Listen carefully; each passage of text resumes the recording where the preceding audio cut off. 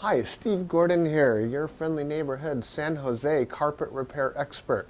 And if you found this recording, you're probably somewhere around the San Jose area and you're looking for some sort of information or a solution for a carpet repair problem. If that's you, if that's the case, you've come to the right place. I've made this recording to answer all of your most frequently asked questions all about carpet patching. Now, I'm not an actor, I don't claim to be, I'm a carpet repair guy, and I think I can answer pretty much every question you have about carpet patching right here. However, if I miss anything, feel free to call here at the office. That's what we're here for. And then at that point, we'll give you all the information you like. And if the right thing at that point is for us to come out and fix your carpet, we would be honored to come out and fix your carpet. So that all being said, I hope to hear from you real soon. That's when we can begin to help. Until then, enjoy the video. Hi, Steve Gordon here, your friendly neighborhood carpet repair guy. And I promise you one thing, and that is I'm absolutely not an actor. So if you're looking for an actor to talk about carpet repair, you've come to the wrong place. But if you want to know about carpet repair, whether it be carpet stretching, patching, Berber carpet repair, commercial carpet repair, transitions between your carpet and a floor, maybe your stairs need repaired, a seam could need repaired, or a few other things, well, in that case, you have come to the right place because I'm going to talk to you about that. And I'm going to try to answer as many of your most frequently asked questions as possible. And before I get to that, I am going to talk to you a little bit about our guarantee, how to get an estimate, the bid, and a couple other details. So, I hope you enjoy my recording, and please be patient with me because I don't have a script. I've got a dozen notes here to go off of, and it's just going to be right off the top of my head. And I'll try to really just answer all the questions I can ahead of time so that you have a little bit of education when you call us, and I certainly hope you do. So first, I'd like to talk about the guarantee.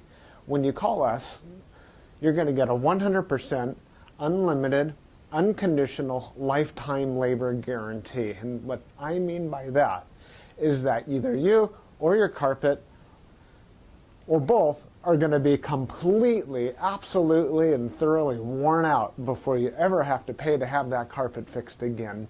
So again, 100% unlimited, unconditional lifetime labor guarantee, that's forever.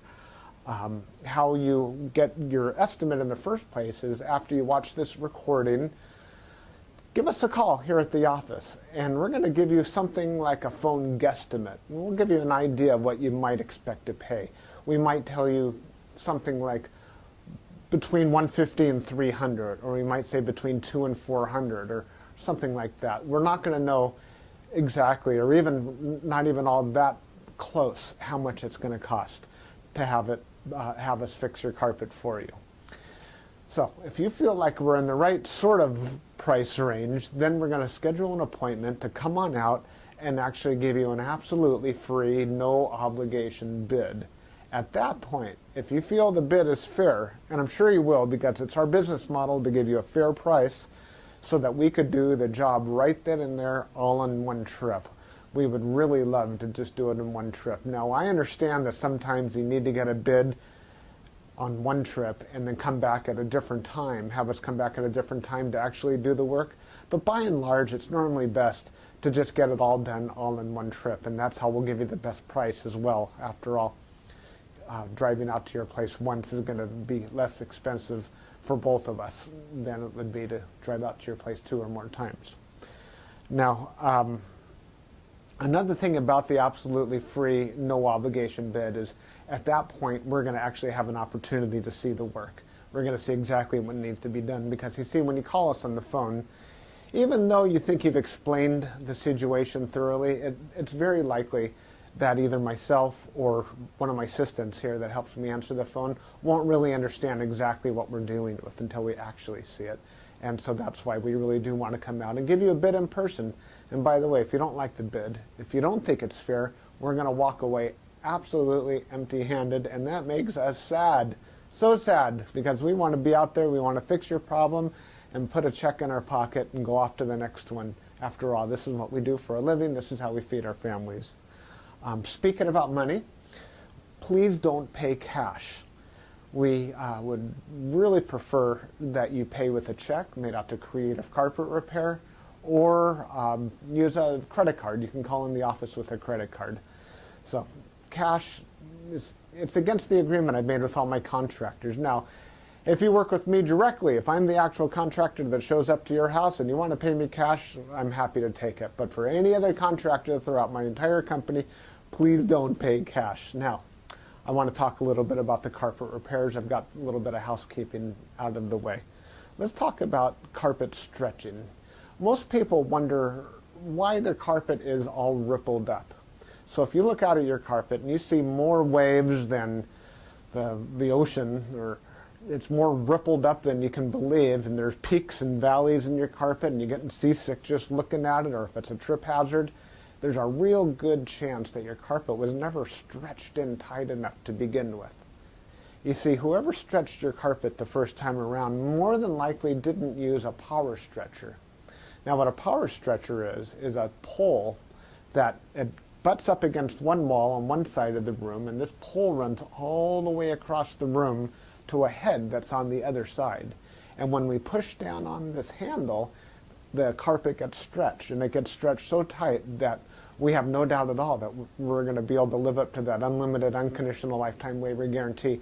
That carpet will never ripple up again. You have my absolute word of honor on that. And if I'm wrong, we'll do it again for no charge at all. When we stretch carpet in a room, it's always best to have the room completely empty.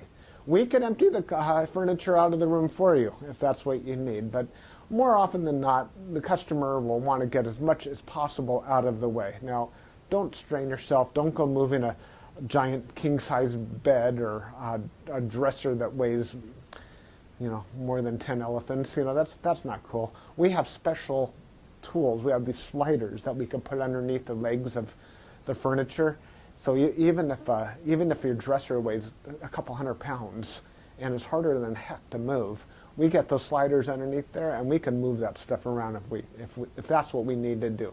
So don't strain yourself moving the furniture. Also, if you have a king-size bed and it's just completely unreasonable for whatever reason to move that bed, quite often we could stretch the carpet in that room without moving the bed. It's a lot more work. Those poles that I spoke about, they go actually underneath the bed, so we stretch the carpet right underneath the bed to the other wall. And it's a lot harder. It takes us a lot more time and effort, but it can be done. So that's a little bit about carpet stretching. We use a power stretcher. We don't just kick it in with our little Susie Homemaker little knee kicker, and it leaves a little bit of extra carpet at the end. We cut off that excess, and you'll see how much carpet we cut off when we're done. We throw it in a bag, and we tuck in the carpet along the edge, and boy, life is good. It looks so much better. One thing that you might be aware of when we finish, though, is if you had large ripples, the carpet could be soiled along the top ridge of those ripples more than at the valleys, and that makes sense. Where you're walking, that's where it's going to get more dirt. So after you stretch the carpet is a real good time to have the carpet cleaned. Also, the carpet's out of the room, and the furniture is out of the room, and it's just a great time to clean the carpet. It looks a lot better at that point. Mind you, like I said, this is unscripted, so I'm just going to talk to you about carpet repair. Now let's talk about Berber carpet repair for a minute. Berber carpet repair has rows. Well, Berber carpet has rows. And actually the word Berber carpet, or the name Berber, it isn't exactly accurate. Berber carpet actually comes from a place out in the Middle East, country or countryside, where the area is called Berber, the Berber people or something like that. Anyhow, it's a very expensive rug, Berber rug.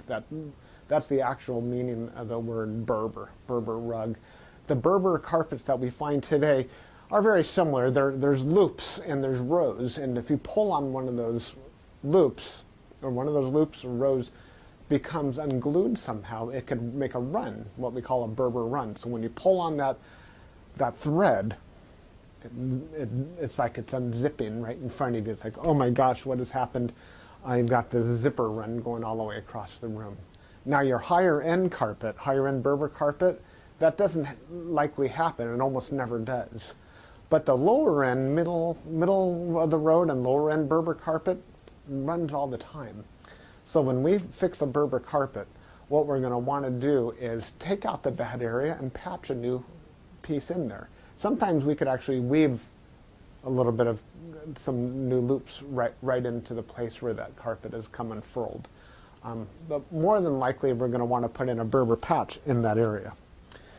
One reason that Berber comes apart at the seams is because the carpet was never sealed at the seams well enough to begin with. Your carpet installer that originally installed that carpet was supposed to use a latex sealer or even a glue gun or something to seal the edges of the carpet.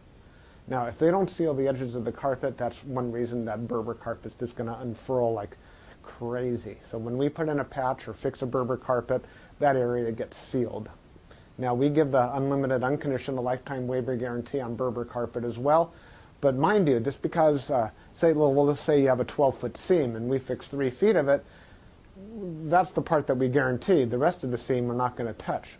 And you may have a problem with that in the future. And that's certainly not our business to cover something we've never actually worked on before. Now, after Berber carpet patching, I'll just talk about carpet patching in general. And this includes the Berber. When you call us to have your carpet patched, the first thing that we're going to ask you is if you have any extra carpet to do the patch with. If the answer is yes, well, we're golden. We're ready to do the job. If you say no, you don't have any extra carpet to do the patch with, we'll ask, well, can we take the carpet from a closet or maybe even from underneath a piece of furniture? Because what we can do is we could take a piece of carpet from a closet and patch it right into your damaged area. And it usually works out really well. Most people would rather have a piece of carpet missing out of their closet than have a terrible, nasty area in the middle of their room where they'll see it all the time. After all, inside the closet, you usually have that covered up with shoes and old photographs and baseball bats and everything you've ever collected in your life. More about carpet patching is if you don't have the carpet to do the patch, there's really nothing I can do to help you. So you're going to need to find that carpet to do the patch with before you bother having us come out there, because if we don't have the carpet to do the patch, we're stuck. Our hands are really tied. There's nothing we can do. Now, you're probably wondering how the patch is going to look when we're finished. It's real hard to say, especially in a recording like this. So just between you and me and a million of our closest friends here watching this recording through time, that patch is likely to be visible.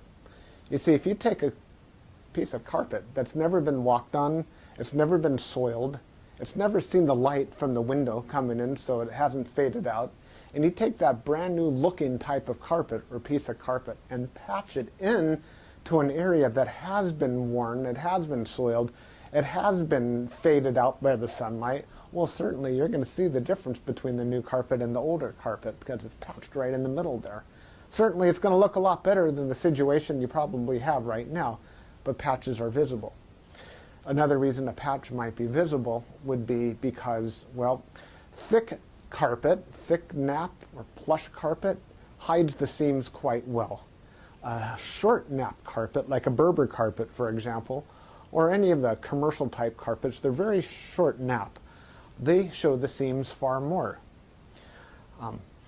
Another thing is that the rows have something to do with it. When we cut a carpet in the same direction as the row of the carpet, well, those seams are by and large less visible than the seams that we cut that cross the rows. When we cross the row, well, it's unavoidable to do that if that's what we have to do to make a patch.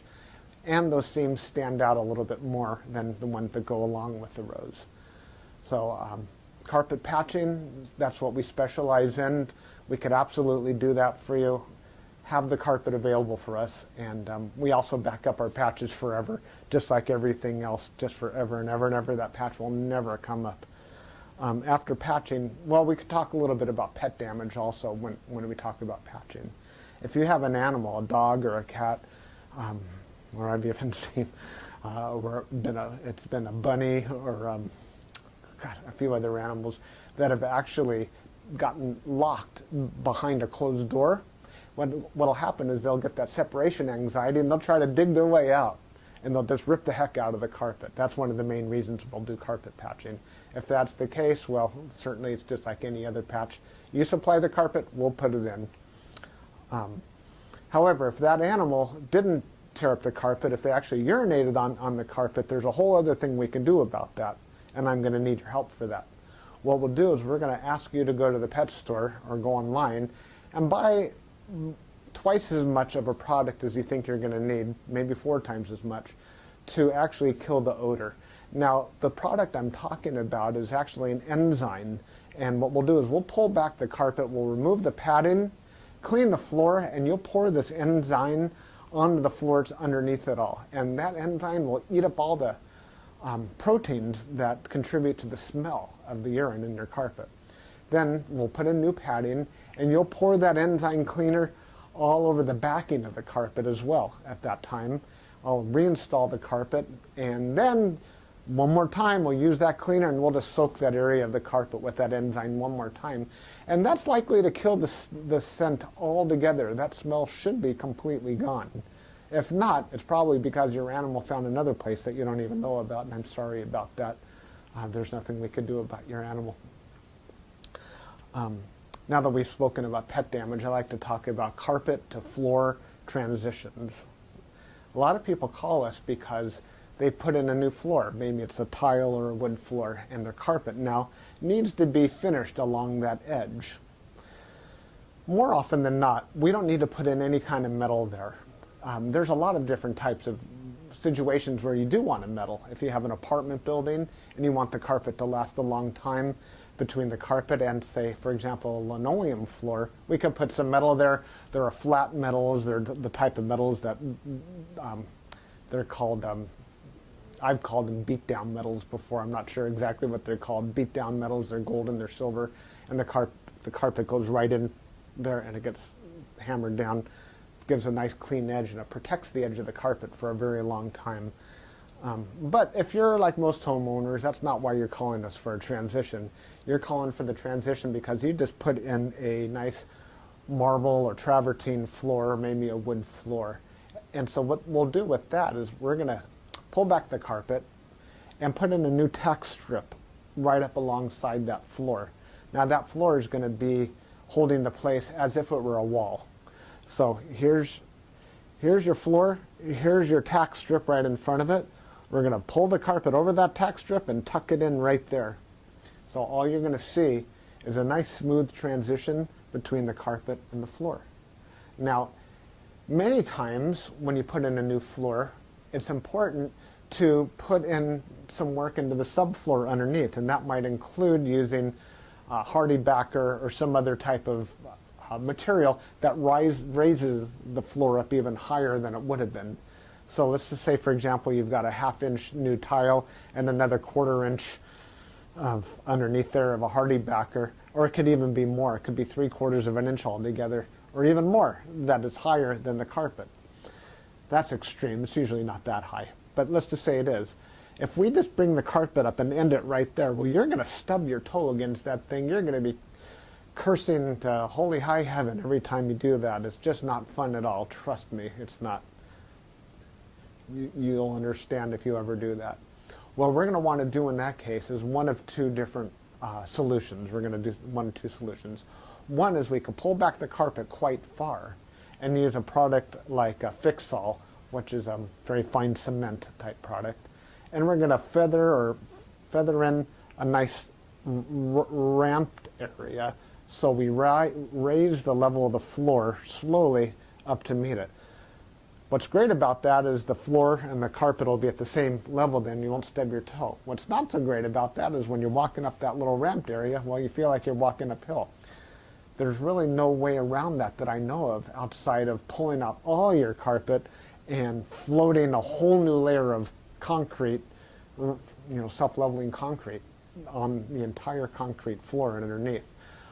That's a lot of work. It's possible that would be the perfect way to do it if I were working on a $10 million home in Beverly Hills. That's probably what I would be doing. I would be raising the entire floor to be level with, so the carpet could be level with the floor. But here in the real world, what we'll normally do is rise it up with some Fix-All, Or we could do it even easier. We could use shingles, cedar shingles.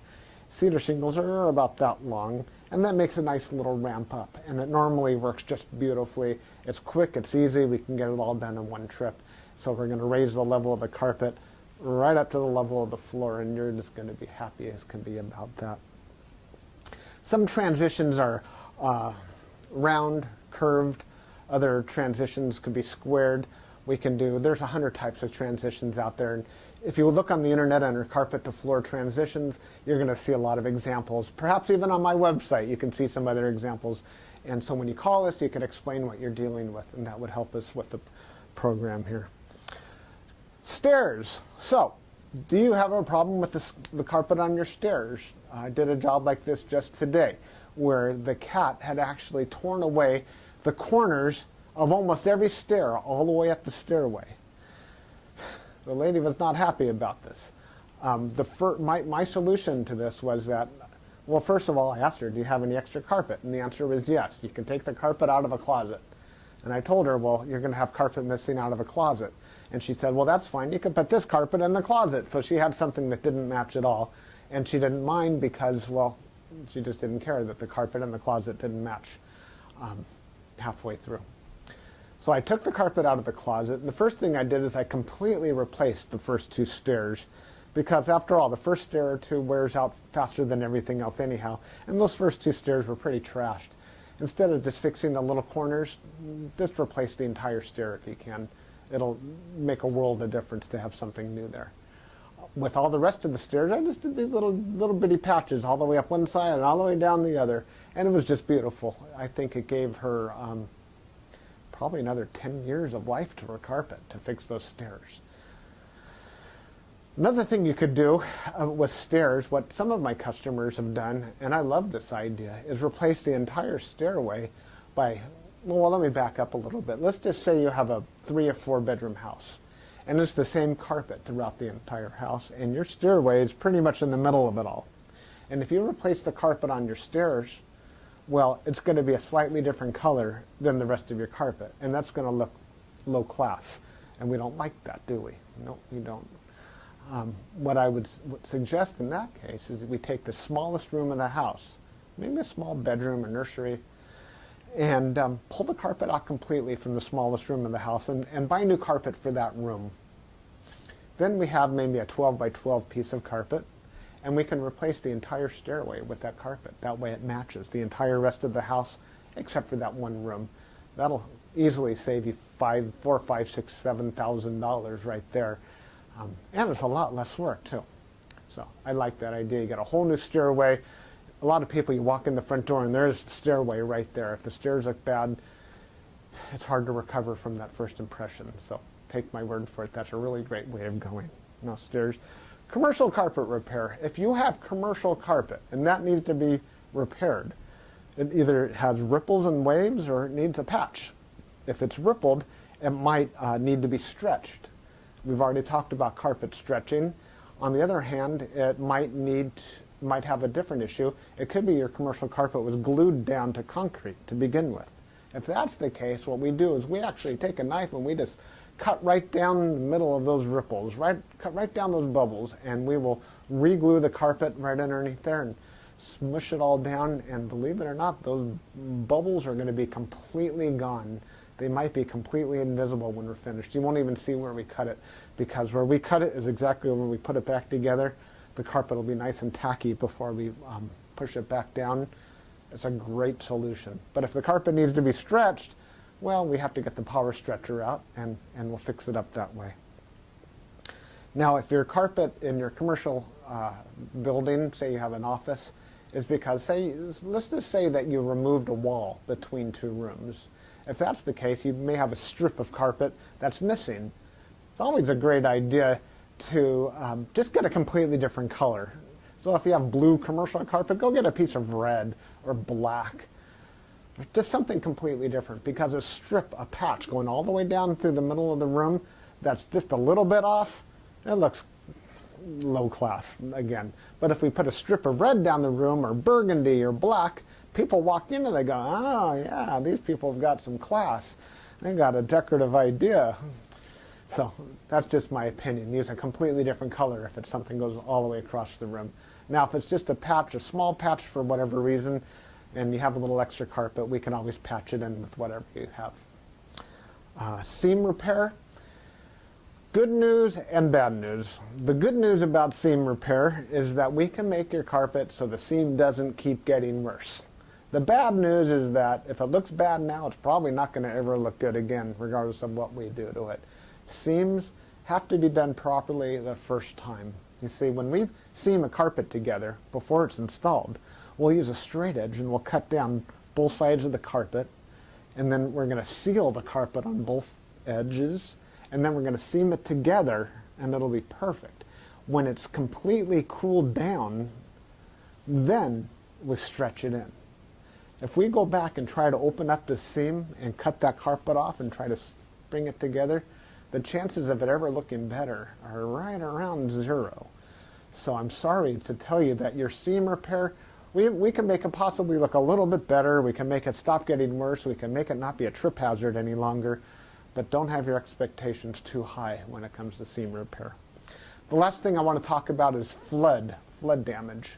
Now, if you're watching this right now and you've got a flooded out carpet, you are in a world of hurt, and I'm sorry. The first thing I would do if I were you is probably have about 3 fingers of scotch. And then I would go ahead and get an extractor, like a hot water extractor. You can rent them at the just about any rental yard, and just start extracting all the water. Pull back the carpet, get rid of all the padding that's underneath your carpet. Rent a couple of blowers, or as many blowers as you need, and these things, they kind of look like a snail. As a matter of fact, that's their nickname in the field. We call them a snail. And they're shaped like that, and boy do they ever blow. And you can blow dry the whole underneath of your carpet. Set it up and get the carpet completely dry. At that stage, that's when you call us, and we can supply new padding, put a new pad, reinstall your carpet, clean the carpet for you if you're in an area that we do carpet cleaning, and life is good. You can put your furniture back and you'll be happy again. You don't have to do it yourself. If you want to call a company, even ours, depending on your area, can do that extraction for you as well. Now, if it's really flooded, I mean, seriously, like you're ankle deep in water, don't even bother. It's beyond almost everybody's ability. That means that your baseboards are all going to be all wet. A professional company will come and remove your baseboards, and we don't do that ourselves. They'll remove your baseboards, they'll drill holes in the wall, attach blowers to your walls, and blow dry the entire area, inside the walls and out, the carpet, the floor, the whole shebang. And then we can come in and put the carpet back down at that point. So I hope that I've answered your questions.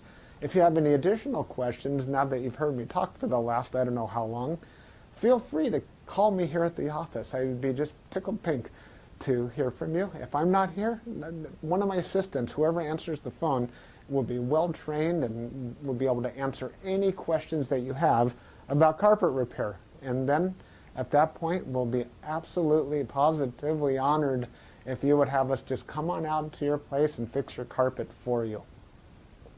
And that's all I have to say. Again, I'm Steve Gordon, and I promised I wasn't an actor, and by now you believe it. I'm a carpet repair guy, and I'll be looking forward to hearing from you, so please call me. Thanks. Bye-bye.